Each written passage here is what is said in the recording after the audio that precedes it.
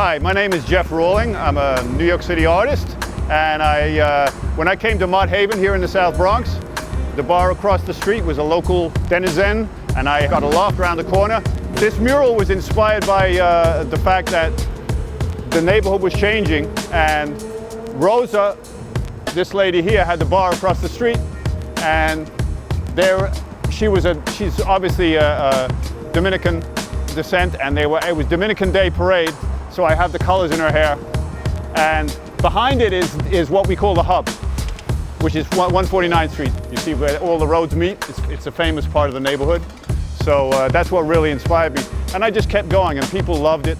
They came out of the bar, people passing by said, oh, you know, everybody wants to be in the mural. This is nice and smooth, as you see. Nice finish. This is a different story. This is all rough work and a different challenge. I decided I'll put a map of this immediate neighborhood and start including the businesses and the local interest in the map. And here actually Bankside was just starting. By the time I got to the second part, they were already starting over here. So I promoted that because people often came around this corner and they didn't know where they were. So I said, instead of going this way, go that way.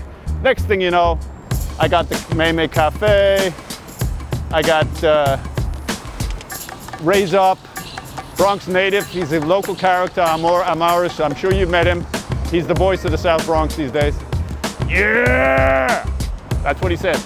And then up there, the famous building is the Clocktower. So then I started trying to make it work. Now they developed that building over there into the new school. So it's the Dream School. And it's kind of it's a little surrealist, the map, but it actually makes sense if you know the neighborhood. So you'll see all the businesses down there. I put the motorcycle guy in because he's around the corner.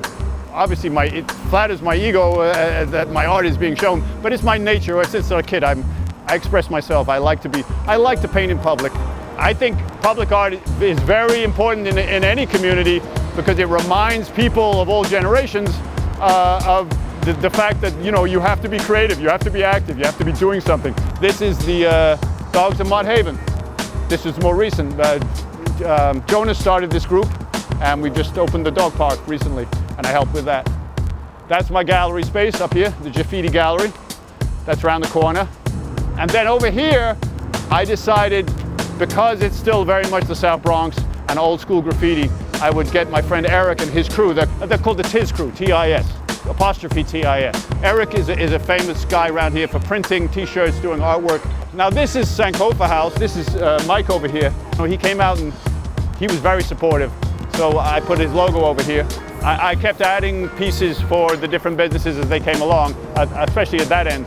Over here, I started responding to the businesses, like his people come out of his business and they pose in front of here. And Mike himself, who runs Sankofa, he's very community oriented.